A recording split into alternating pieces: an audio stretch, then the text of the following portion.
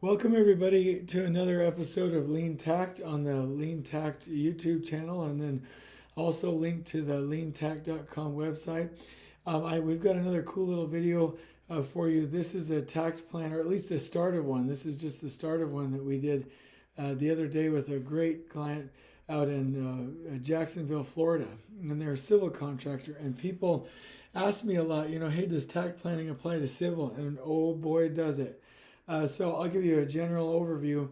These are plans for a force main that are coming in, and this is where they're going to bore underneath some railroad tracks.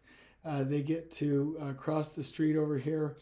They get to do a number of things. This is over 5 miles long of force main, and so this is just one section, this page here. But how we got into it was we said, all right, let's go ahead and look at the overall area first. So this outer blue line, and this is just a sketch, by the way. This is when we were collaborating with the team. This outer blue line symbolizes phase one. And so we took a guess. We're going to work in this direction, A, B, C, over to D, towards the boring pit, and where they're going to do their directional drilling under the train track there. And then E, F, G, H, and I, these are sequences that really need to be broken up so that we can get a rhythm to the work. Now, it's interesting. So we can do, in P6, if you were to do this, usually you would say A through C, go through and do activity 1, 2, 3, 4, and it doesn't break it down in detail. Here, this doesn't look like a normal Takt plan, but check this out, zone A, B, C, A, B, C. In here, you can see that the layout, this is, actually this should be black. I was symbolizing what we do to update the Takt plan. But you can do the layout in zone A and B in one day and then just finish up in the second day.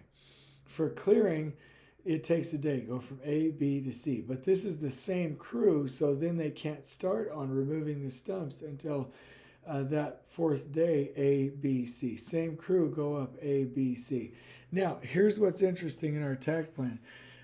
Even though you have 3 zones for the other types of flow, when we go to install the SWIP, they're going to do all that together. The sock drain, they can finish that in one day. They have dewatering going on in all 3 areas. So you see some difference between the flow of work, and then sometimes it just happens all 3 areas at the same time. Now, for zone A, B, zones A, Takt zones A, B, C, we were planning that, and we're able to basically condense it and then pick ourselves up 2 days of buffer time from the original schedule by detailing it out.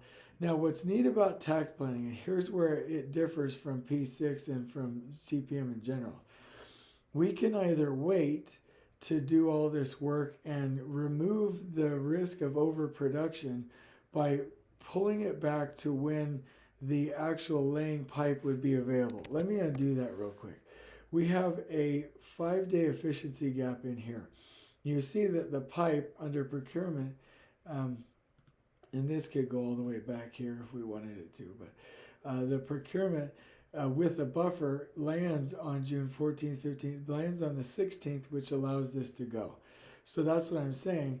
You could be like, hey, I want to have a 2-day buffer in here, so let me go ahead and add that buffer, but let's not overproduce and open up a lot of area and SWIP protect it and grade it and have to dewater it. So let's wait as long as possible. But that's only if this work doesn't have to get out ahead over here. But let's say, for instance, just by way of example, if I, let me go ahead and insert, let me insert a shape. Come on, computer, don't embarrass me here. Let's say that in order to start these down here, the clearing, that would have to be done, or the upper A, B, C areas would have to be done before doing that. If that is the case, let me grab this. By the way, everybody, I've got a Mac desktop, I think that's what you call them, a Mac desktop coming that has a better graphics card so I can run Excel and do the screen recordings as we go. But let's go ahead and pull that back. So I think I have to pull that back 2 spaces.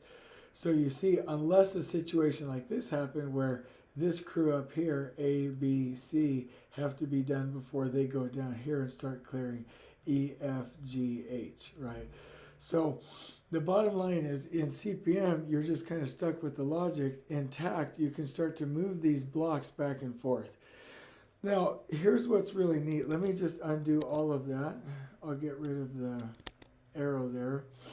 So these are things that you can analyze. My point is, the best thing to go into a fresh eyes meeting with is a Takt plan, because you can strategize with this visually.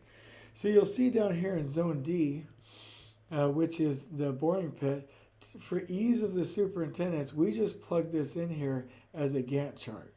This is just a regular old Gantt chart. The purple symbolizes that. Eventually, we can summarize this Gantt chart into an actual Takt train on a single row. But for now, we said, all right, the pipe procurement comes down here. It has to be done ahead of loading pipe. And then we really don't want to start zone E until after that. So I was able to do a Takt phase, plug in a little Gantt chart, nothing wrong with that, nothing wrong with that if we need to for the supers, and then plug it in here, phases E, F, G, and H. And we left this meeting saying, okay, the PM wanted to go back and really do a detailed analysis on zone I. That's why it's not highlighted here, because of the crossover. And he may very well, instead of one single line, break this out and do a little Gantt chart here. The bottom line is, instead of having this all formatted in CPM and P6 where you can't see it and strategize, we have it in Excel. We can move these blocks left to right. We can say, hey, do I want to optimize the crew flow of the pipe here like I have now? Or do I want to optimize the flow of the clearing, stump removal, and grinding crews? Because if I optimize the pipe here, then these 2 crews have to have 2 crews. If I optimize what did I just say? Basically the clearing, stump removal, and stump grinding crews, then I would move this, let's see how many cells. So it would be 1, 2, 3, 4, 5, 6.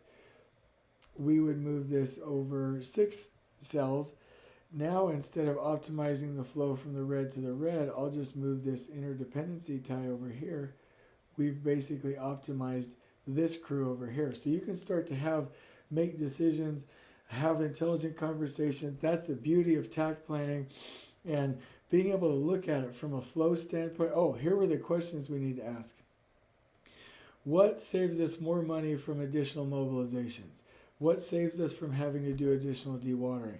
What prevents us from having fee loss based on, I need to update that text, based on the 8 wastes? And you can get into a fresh eyes meeting with some experts with your supers and start to move this left and right and strategize like a military general on what we need to do to eliminate the fee erosion and really get some flow. Flow where? Here, flow there.